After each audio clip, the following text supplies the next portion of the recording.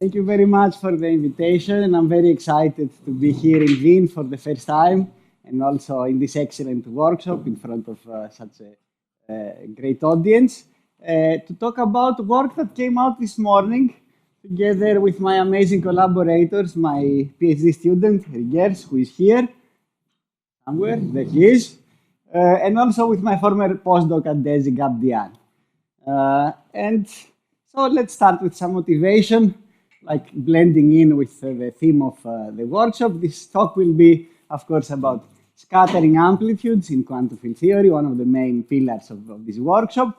And just to set the stage, okay, we get them from some Lagrangian that can be even be printed in a t-shirt. But just to set my notation, I will call this object Cal graphic A.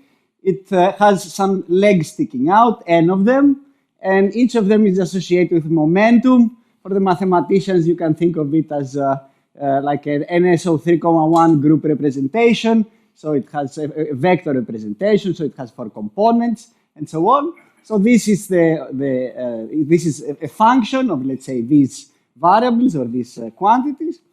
And this object is very important because it allows theory to make contact with experiment, with collider experiment, such as the Large Hadron Collider, which will reopen with a high luminosity LHC era and producing more data. And so these kinds of calculations allow us to find the probability of certain scattering events to happen. So that they are very crucial to also be able to distinguish new physics.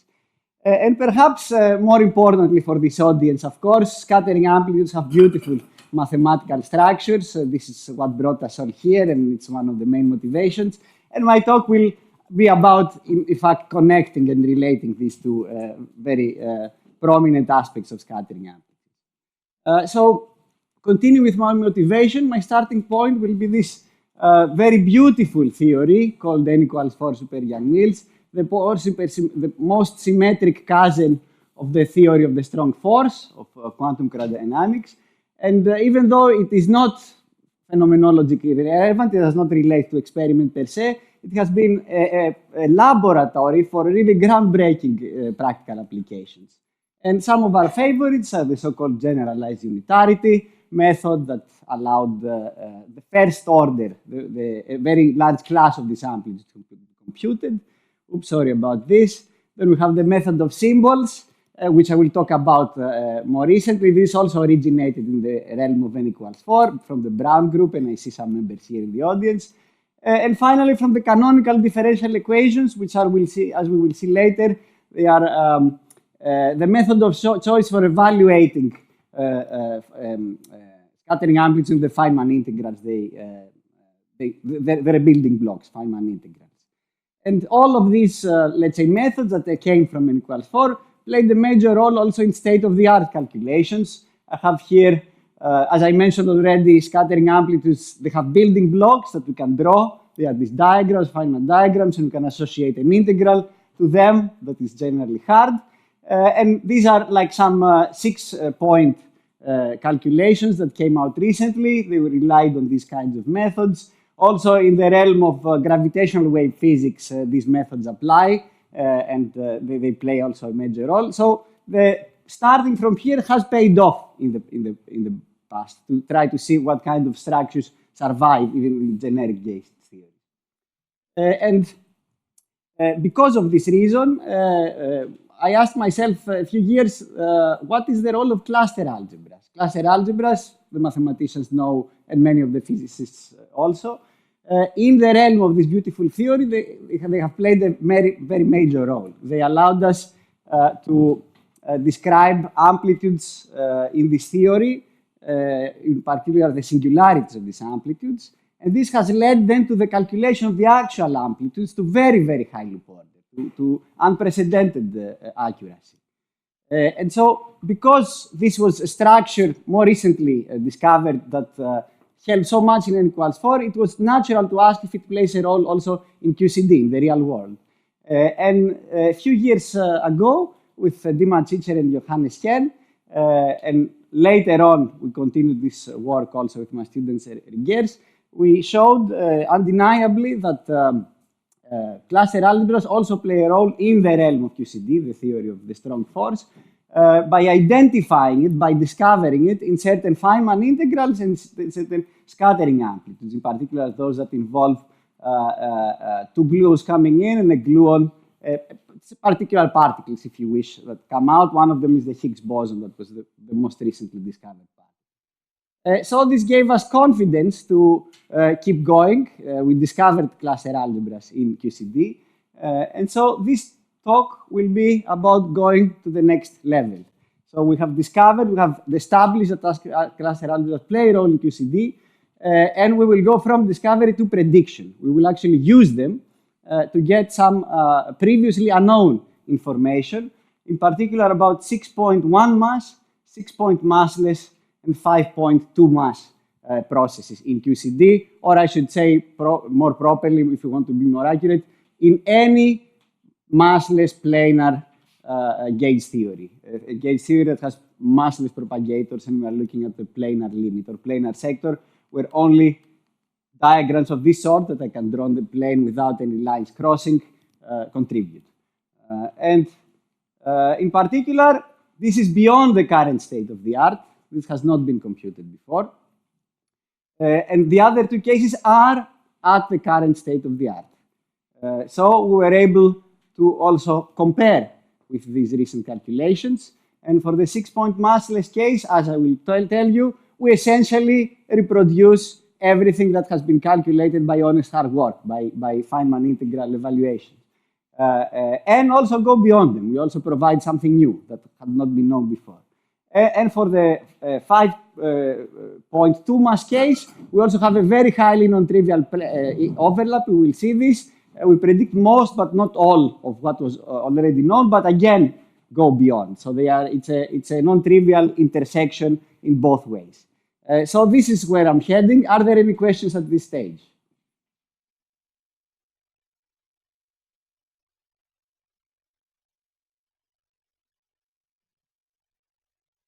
Okay, let's go. This is the outline. I will tell you a bit about cluster algebras, though Mark did a wonderful job on Monday, so I don't need to spend too much time on this. Then I will provide the general method that, starting from something which described endpoint scattering in n equals 4, how I can reduce it to some quantity in QCD with fewer number of points and more massive external lengths. And move on with, yes, the particular results and conclude. So cluster algebras discovered by Fomin and Zelensky in 2002, they consist of a certain set of variables that I denote AI.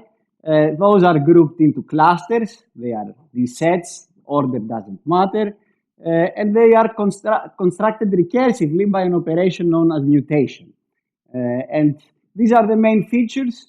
And these can be illustrated also in the example of rank 2 cluster algebras, the number of clusters in each component. And so the case of finite, let's say, rank 2 cluster algebras, we always start with 2 clusters in the initial cluster, and then you have A2, A3, A4, A5, and so on. And this is how the mutation looks like. So this comes out of the hat right now, but there is some very particular prescription that, starting with a given set of variables, one constructs also the rest. And this is the example of L equals 2, so the C2 cluster algebra, where I just apply this formula once, and then I apply it again. I can replace this. So I construct always a particular set of rational functions in the two variables. And in these finite cases, I come back to where I started after mutations. Now, where do these play a role? To this, to reply this, I will have to recall a few things for the experts. What is their relation to scattering amplitudes and quantum field theory? So, as I already mentioned, scattering amplitudes are just the sum of Feynman integrals. These are generically divergent, so we have to take the dimension of these integrals. So they are integrated over d variables, but instead of the fourth dimension of the space-time, we go slightly away from it. So they have this parameter. And once we do this, the evaluation method of choice for these integrals is the so-called canonical differential equation approach. If I have a particular basis of integrals that, let's say, sum up to this amplitude, then I can differentiate them. If I differentiate them, I go back in my basis. But the special feature here is that this epsilon goes in front, this dimensional regulator. And then I have, again, okay, this is that I'm even back in my basis. This is just a constant matrix. And this encodes all the derivatives, like the total differential. And so for a very, sorry, I said constant, it's not yet constant. This matrix, for a very wide class of integrals, those that are called multiple polylogarithms or conjugate polylogarithms that I will focus on, this matrix has, sorry, this epsilon should not be here. I have already included it here, apologies. So it has the form of a constant matrix, and these quantities is where all the kinematic dependence of the amplitude or integral hides. So these are like the momenta or the masses and so on of the particles. And all the kinematic dependence of the integrals come into these logarithms of these letters.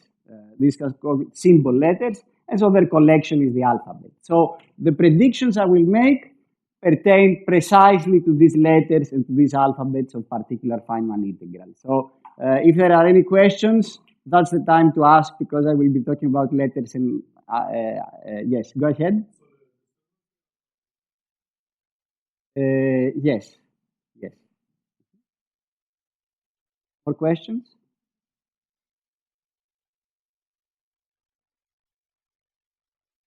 Okay.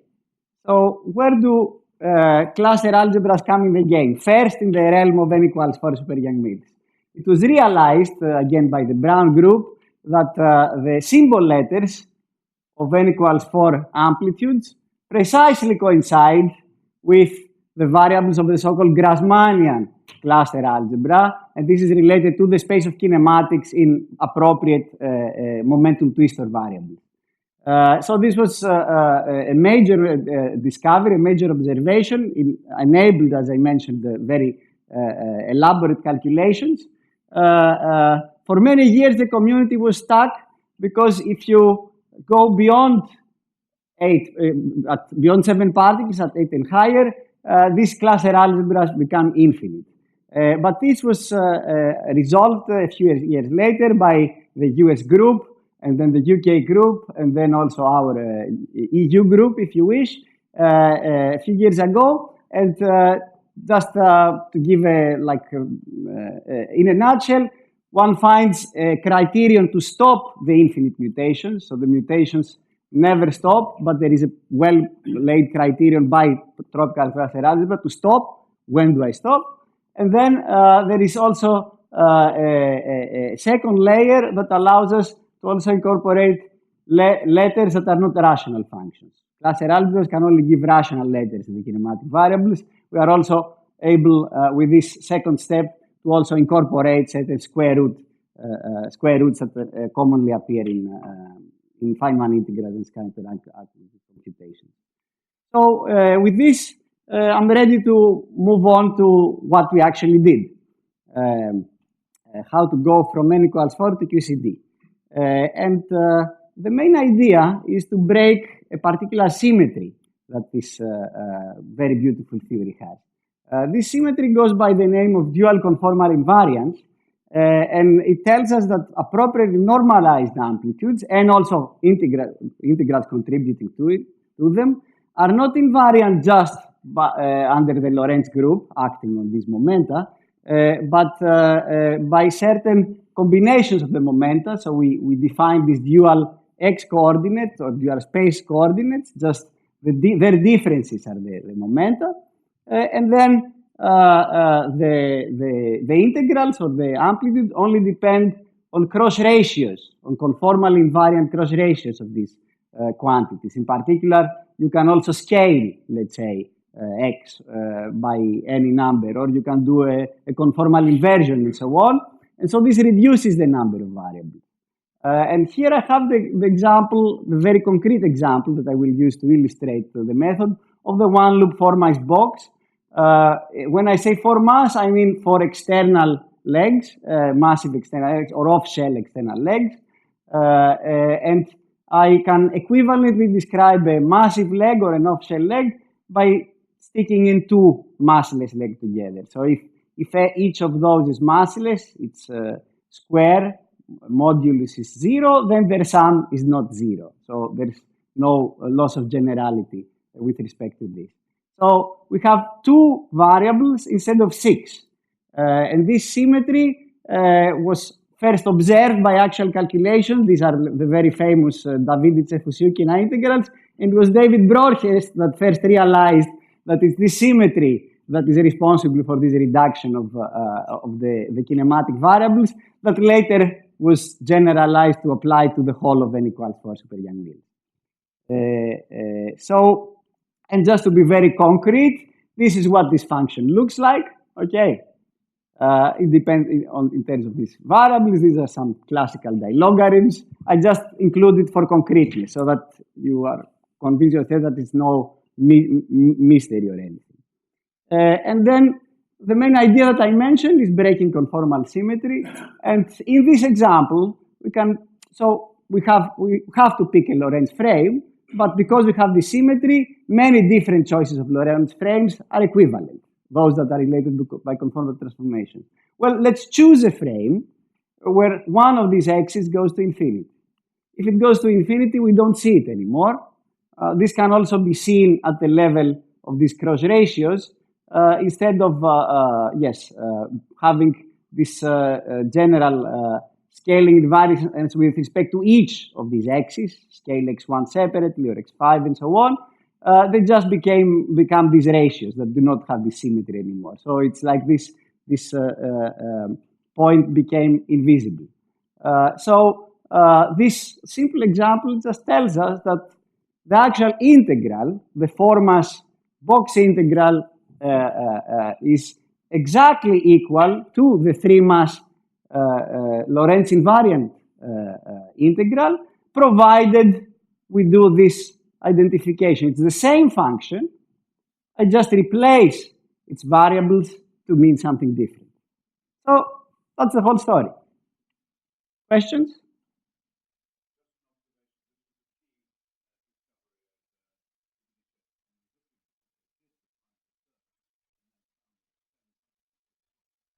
Yes, but they had not realized that it's this conformal symmetry that then you proved for the whole class of these integrals. Anyone could get a triangle. Yes. More comments or questions?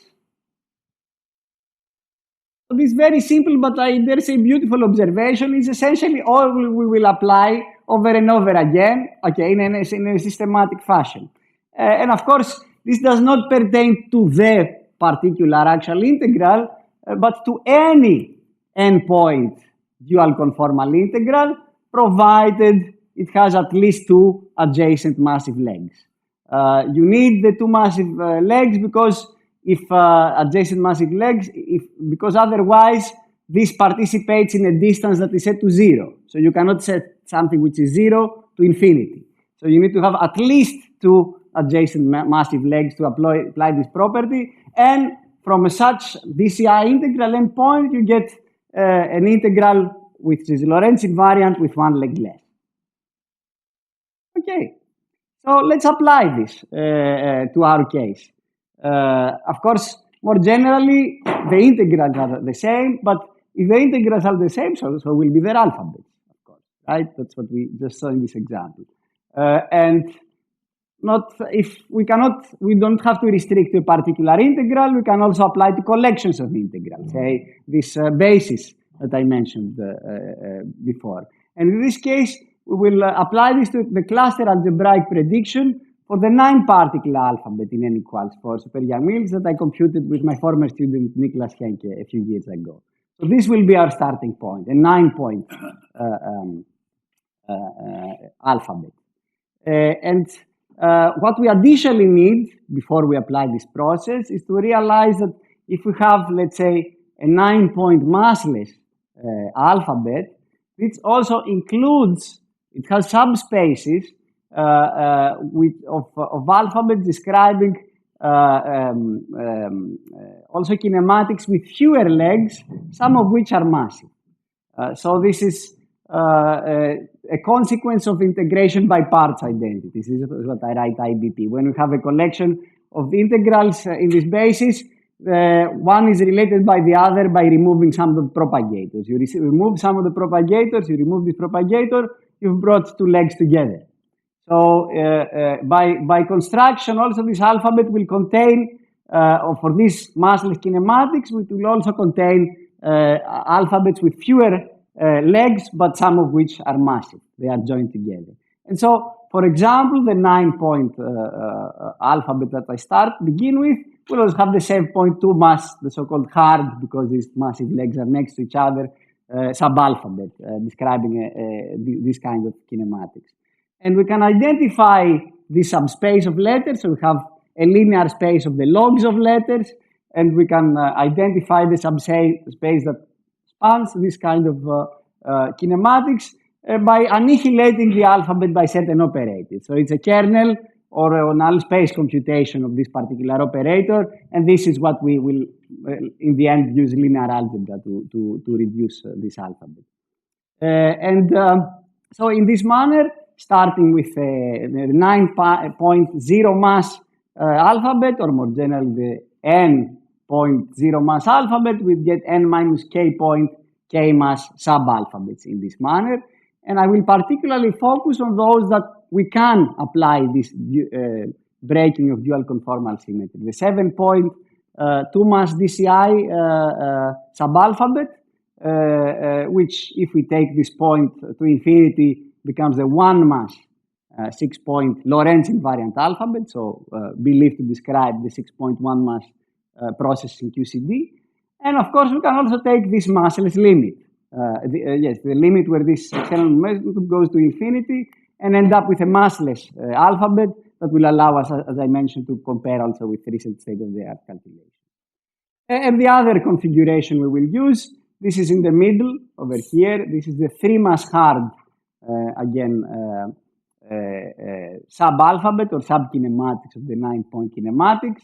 So if you count the number of legs, again, they are 9, but we have 3 adjacent massive legs. And in this case, I have a choice I can make. I can take either this point at infinity or this point at infinity. And it turns out that these are in equivalent cases, and they are related to flip symmetry along this axis. So a flip symmetry that exchanges the two massive legs, which is not automatically guaranteed in the n equals 4 world. You need to, or if you wish, the fact that you need to consider both enforces this flip symmetry that your end alphabet should have. And this process, of course, was also applied in the past, I should mention, to 8-point massless alphabets in our previous work with Johannes and Dima. So now we can start this process. As I mentioned already, we start with this 9-particle alphabet that I derived with my student, and very closely related work, again, by Mark and Nastia and Lecheng. I think they are here. They tamed this infinity with a different way, and they could get the rational letters and the square roots of the non-rational letters, not the precise form of the square roots. Yes, this alphabet, what does it contain? It contains these 3,000 and more letters that are rational in natural momentum twistor variables. We heavily rely on momentum twistors, but I will not bore you or tire you with this. Anyone can ask questions. And so some of them are rational in these variables, whereas others have this additional structure that can become possible by this procedure that I mentioned, that the US group, the UK group, and the EU group managed to include also these kinds of letters. And so they have also some square roots in these variables.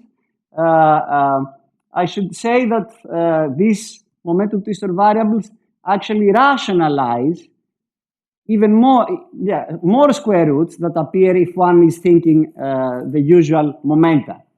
Thinking about the usual momenta, squared and so on, the usual Lorentz invariants. There are additional square roots, like this square root of a Gram determinant, which I define here as epsilon, and it will appear also later on. So just to clarify and to have very precise conventions for everyone, I will call letters that are rational in the momentum twistor variables, but not rational in the usual momenta as rationalizable. So this letter, for example, is a rationalizable letter. It is rational in the momentum twistors, but it is not rational in the in the usual momenta. And only call rational the letters that are genuinely rational in the momenta, and again, square root or non-rationalizable letters for the rest. And also, an important observation that we will also make use is that, of course, if we get letters of this type, so let me go the other way around. Usually, when one computes Feynman integrals, if one runs into a letter of this form, then also delta, this radicand, or sometimes the whole square root, overall square root, appears as a letter. This does not happen in our construction, but of course, if one obtains such a letter, one sees it and can clearly add back in letters of the square of the type square root delta. If you see it, you say, aha, there is also the square root. I can add it by hand to the alphabet. So I will denote these as trivially recoverable letters, okay, in what follows. It's something that does not, that cluster algebras do not give per se, but we can also easily identify and add by hand. Question? Okay. Yeah. Yes? If you have an alphabet with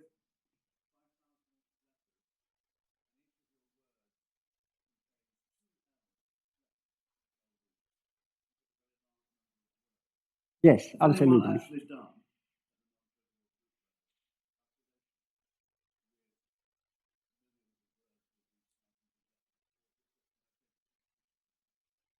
At this stage, it's an identification of the alphabet. I should say that these letters, these numbers are inflated in the sense that, let me mention this since I will mention it later on. Of course, this 6.3 mass kinematics is contained in the 7.2 mass kinematics. I can shrink another leg here and turn this into this. So there is a natural layering of these letters. Some of them correspond to simpler cases and they're just permutations thereof, and some are genuinely new. So there is also this kind of, and what I guess Omer will say is that there are additional relations, these cluster adjacencies, that allow us to eliminate which letter can appear next to another letter in the symbol and make our life easier. But go ahead. I wasn't going to say that.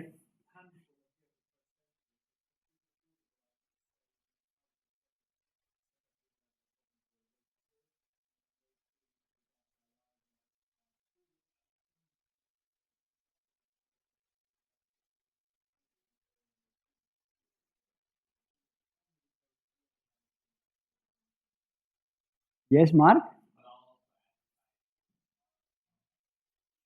It's what? Sorry? Yes, absolutely, absolutely. I was I will also get back to this, but this is our starting point. But in fact, where was I? We will reduce this in any case. So this is the full set of reductions of the original N equals 4 9-point massless alphabet. I can skip this for a moment. And you see, I make one of these legs massive, so I shrink an edge, I reduce the variables by 2, and then I can shrink yet a second edge, and in different possible ways. I can, sorry, this is 1, this is 2, yes, in different ways, this is 3 in different ways, this is 4, and there is just one essentially way to do it in equivalent way. And I won't go on because shrinking more edges will bring 3 also massless legs together. And this is not a genuinely 9-point configuration. This is an 8-point configuration, and these calculations have been done before. But you see, I reduce the number of dimensional variables by 2 every time I do it. It's because there are 2 differential operators that I apply to my original alphabet every time to eliminate, to find the subspace. And this BCFW shift is the only one where you do reduce it by 1. There is, interestingly, these operators that I ask the alphabet to be eliminated from.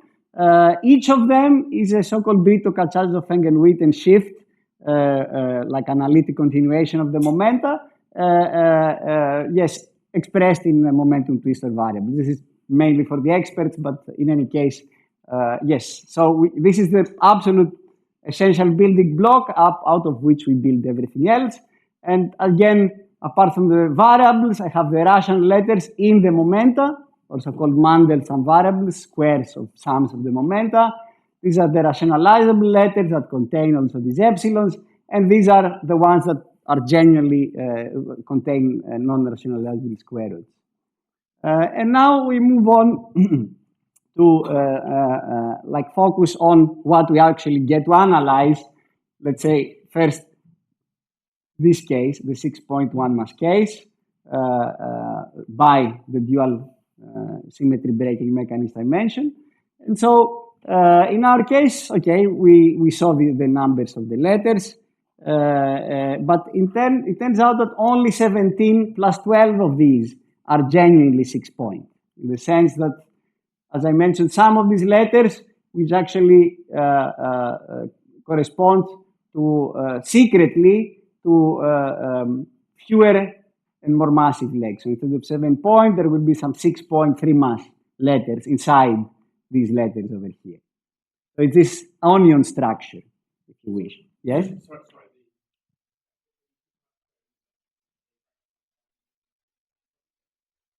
Rationalizable letters are those that are rational only in the momentum twistors and not in the momenta. And square root letters are those that do not rationalize even in momentum twistors. Yes, yes, absolutely. Sorry? Yes, absolutely, absolutely. But let me mention those that contain square roots, because this is quite a novel feature that we discovered. So these square root letters have this particular form in the momenta that includes square roots that are in themselves square roots in the momentum variables. In the twistor variables, they just look like the ordinary square roots that I mentioned. But in the momentum variables, they have this nested square root structure. This is, I think, quite significant, because only very recently, we make contact again with recent literature, only very recently were they discovered, but only for Feynman integrals that also contain massive propagators and evaluate beyond polylogarithms to elliptic generalizations of, yes, sorry?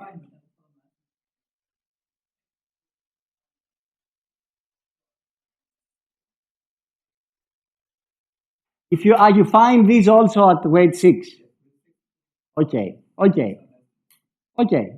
This is very interesting, and we should discuss this. But so far in the literature, there was also there was only in more complicated elliptic sectors in association with elliptic sectors, and so our results, even aside the 6.1 mass alphabet that one could use, say, to bootstrap and so on, highlight like a very general feature, I think, of quantum field theory, even for quantities that are purely polylogarithmic, and even when you have QFT with massless propagators, you still run into nested square roots, and this agrees with what Yang was just saying about the weight 6 functions. So this is further established. So our results for the first time suggest this conclusion. And there is yet another important broader implication.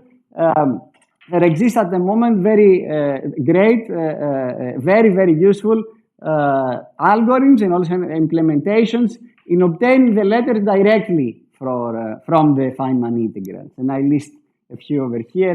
Antonella, we were also discussing earlier, it has a very, very good program, and this has been also incorporated in some Landau singularity analysis to provide letters. But the thing is that these kinds of nested roots at the moment are out of reach, or let's say are challenged by these kinds of nested root structures. So our results also point to the need to improve these kinds of algorithms and implementations in order to take them into account. And so this concludes the 6.1 mass results. Are there any questions there? Yes?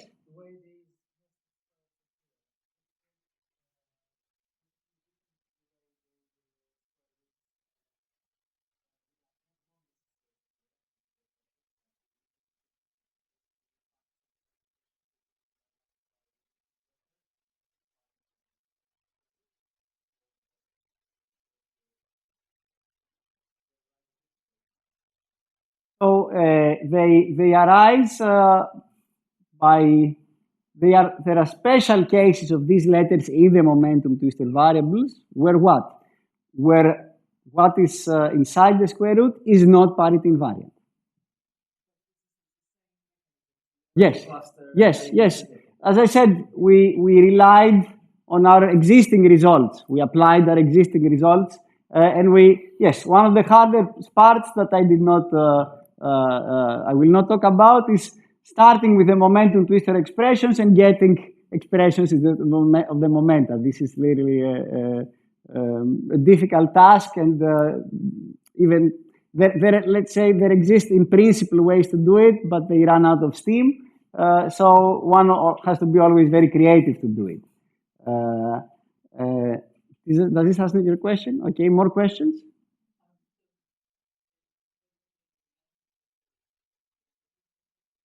There is no nested square root. There, what you can say is that previously, all the expressions under the root in momentum twistor were parity invariant. There is some kind of involution, like transformation one can take.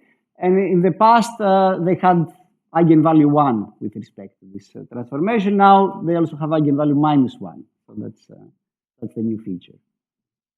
Yes?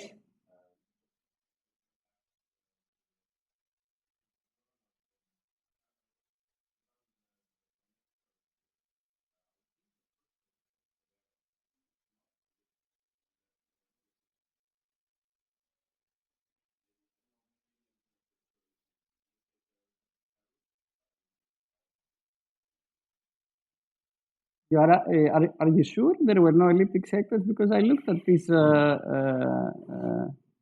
references.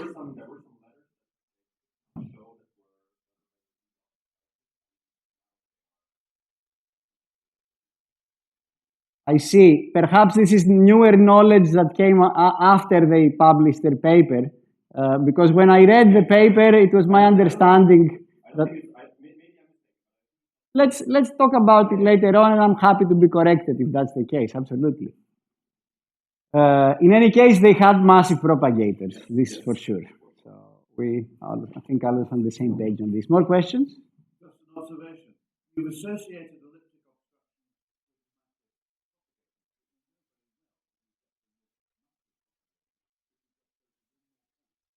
Yes, that's very true. This thing about extending and so on and so forth.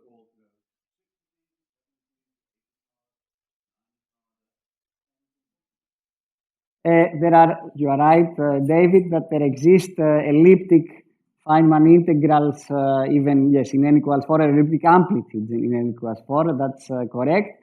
There is generally the expectation that MHV amplitudes will always be polylogarithmic in this theory, so this is a good test bed for any number of points.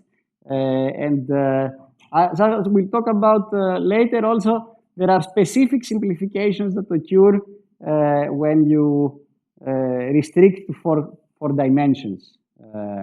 If you are thinking about general Feynman integrals, if you go to 4 dimensions, both in external kinematics and also in the actual integrals, epsilon really take it to 0, then there are additional simplifications.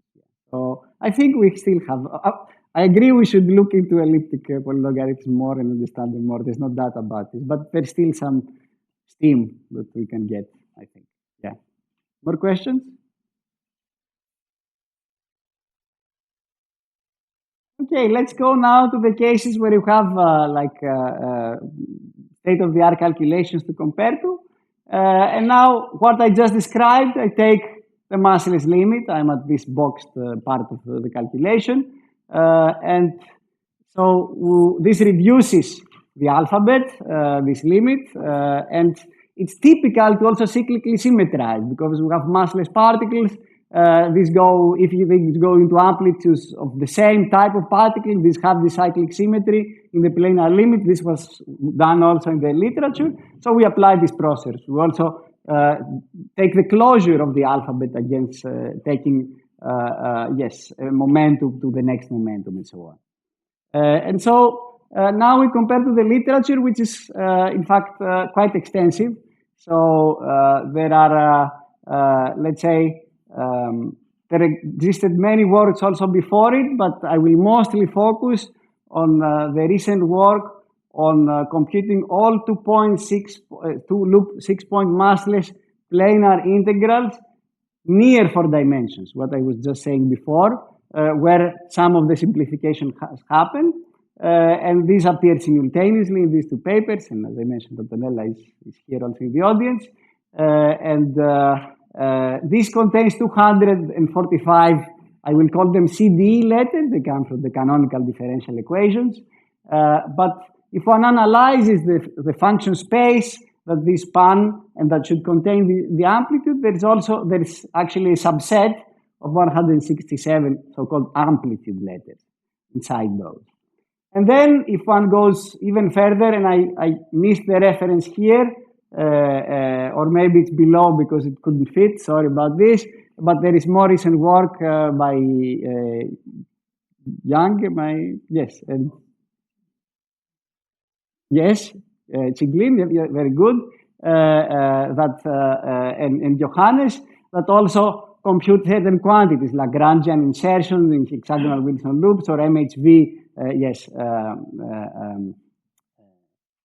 QCD amplitudes in the maximal transcendental part. So apologies for missing this reference here. It was because of the haste of finishing both the paper and the talk. But so there are, and this is a subset of the 167. So let's base our comparison in this bigger set and also analyze these subsets further on. These are the results. And let's unpack the information that is in this table. So first of all, I list the letters according to type. Rational refers to rational in the momenta. Rationalizable refers to rational in the momentum twistors, but not in the momentum. There are also certain of these overall roots that I mentioned. This is a letter log of either this rational function or square root of this function. There are different conventions in the literature. And I keep going with the non-rationalizable letters, those which have non-rationalizable square roots. The case where this is a non-rationalizable root, but it's again log of this root, and the total number. This is the amplitude count. This is the count of the differential equations. This is what we find after we, as I said, cyclically symmetrize. And now let's compare. So our letters that we see are contained in either of these lists are denoted with a tick, a black tick. Those that are not, but are trivially recoverable in the notion that I mentioned before, that if you have a complicated letter that includes these kinds of square roots, it's not an overall root, but includes them, you can add them back in. Okay? So, as you see, up to these letters, which we can add, as I said, by hand, we reproduce all of the amplitude letters. And I should make another comment that a very closely related approach for rendering cluster algebra as finite, carried out by Herdershi, for the case of GR4,8, exactly reproduces the results of our approach, plus also these overall roots. So maybe there is some minor tweak that one could do to the cluster algebraic approach to also get these letters. However, even if this is possible, and it looks like it is, I would say for these non-rationalizable, it should be, there is evidence that these, even though they belong to the amplitude space, they don't actually show up in amplitudes. Indeed, these 136 letters do not contain these 9 over here that are trivially recoverable. So again, I think a very encouraging sign. So if you wish, at the very least, our comparison here also lends to the credibility of our genuinely new 6.1 mass alphabet, at the very least. It's very suggestive what we see over here. I should say we also reproduce many of the letters beyond those that are contained in the amplitude. Are there any questions?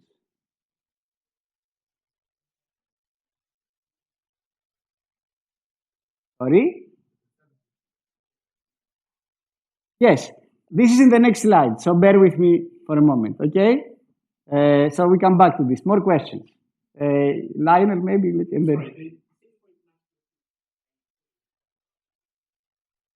For n equals 4 per young mil. Not for QCD. A3 is contained in this, but it's much larger. Yes. Yes. No worries. Go ahead, Yang.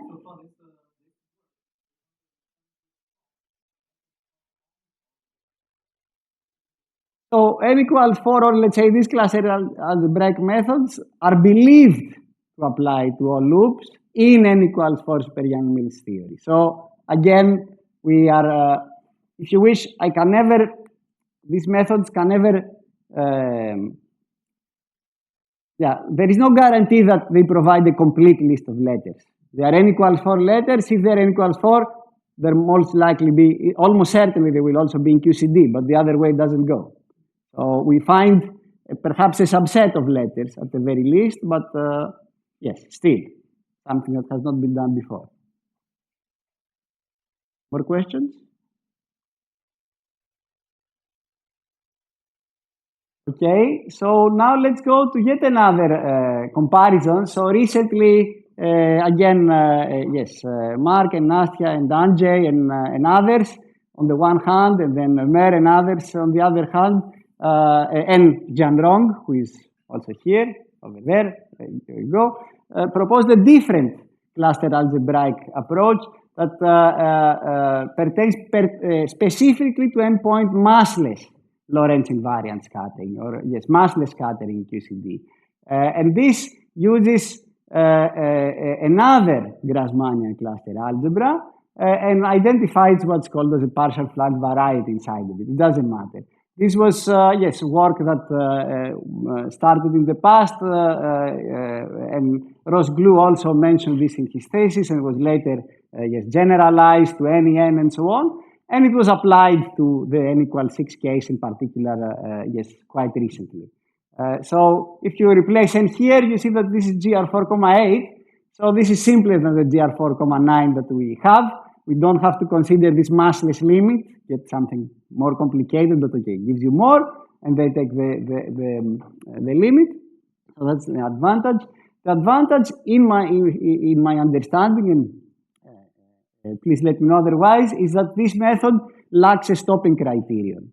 It doesn't tell you, get an infinite cluster algebra, it doesn't tell you when to stop, unlike the tropical Grassmannian approach. So it can be used to make postdictions. Given the alphabets that I mentioned here, one can mutate enough to see what one obtains. And let's compare, though, the two. It's useful to compare also with these predictions. Both methods miss, we should say miss, or fail to reproduce the 16 rationalizable overall roots. So both methods do not get those. Perhaps these do not contribute, but we do not get them. And also, neither method gets these letters. And these are the 18 ones that you were asking about, Chigling. So these are the 18 here where I don't have a tick. These are not reproduced by neither cluster-algebraic method. But I suspect that this will also not, well, no, these definitely do not appear in the amplitude. That's why they are here and not here.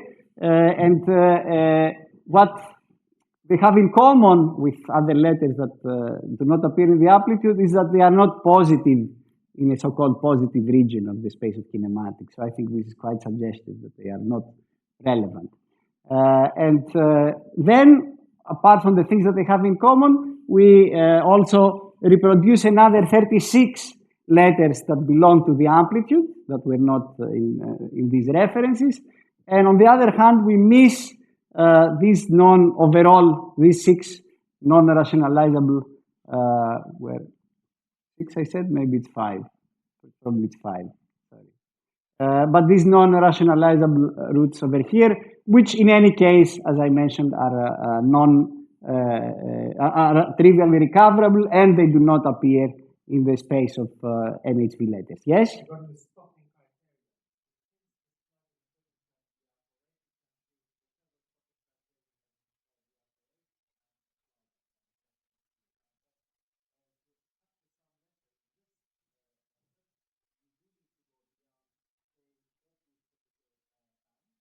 But there was a paper and we know that stopping there is not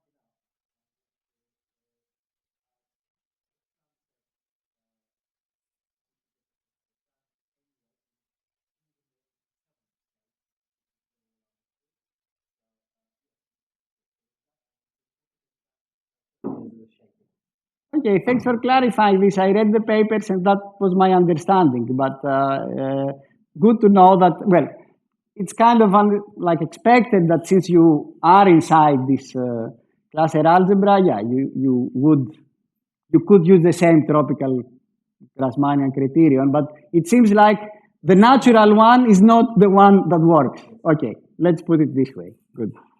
More questions?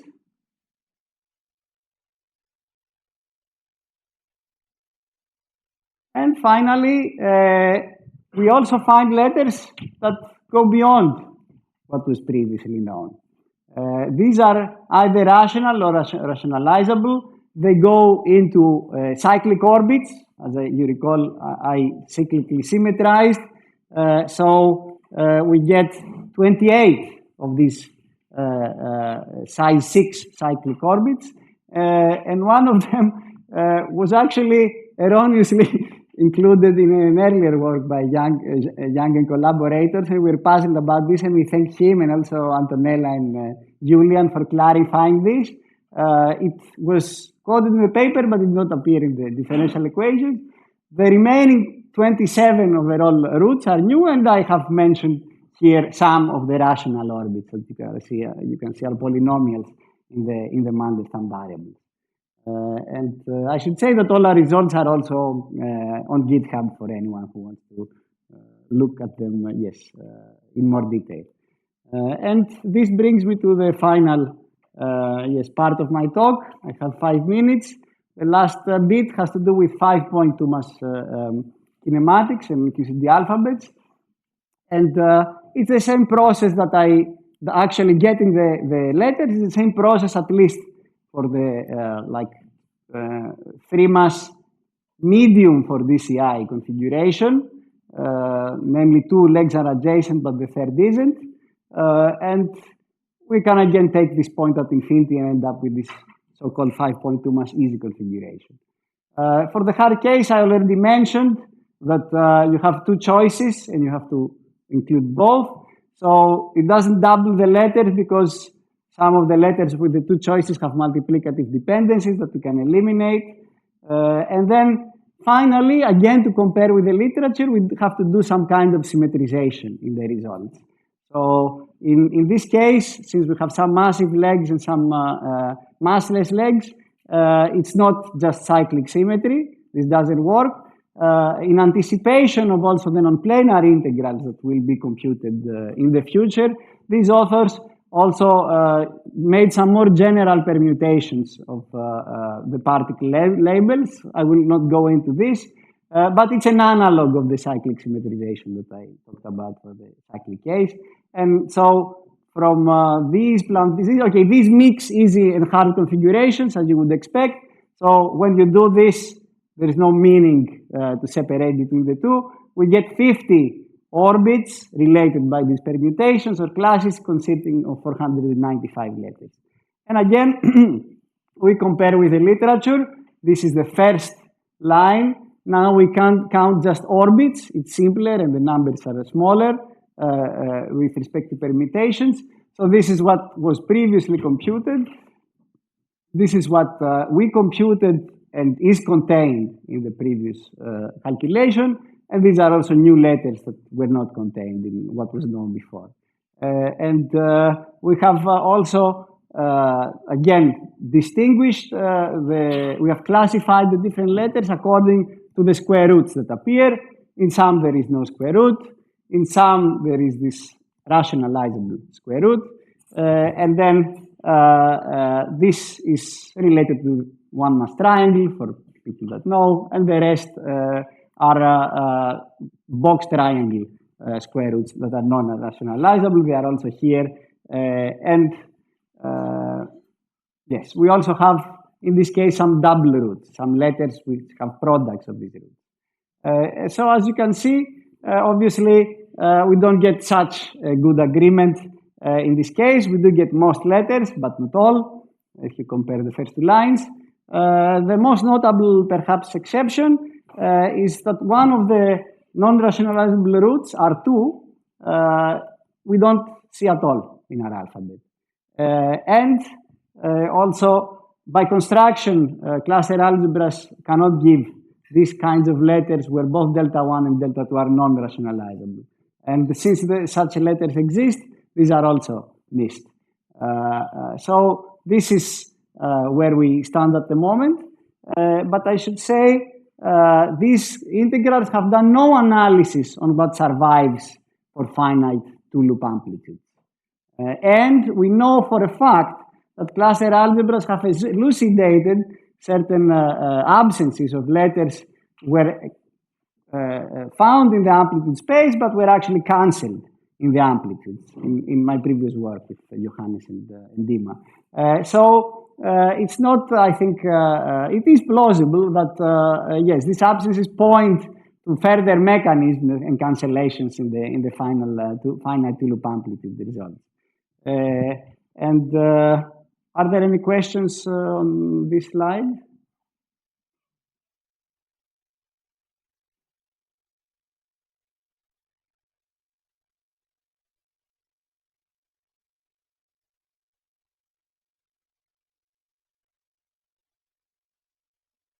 If not, here are some of the new letters that we find, a total of 84, 4 rational, 4 rationalizable. I quote here the rational ones.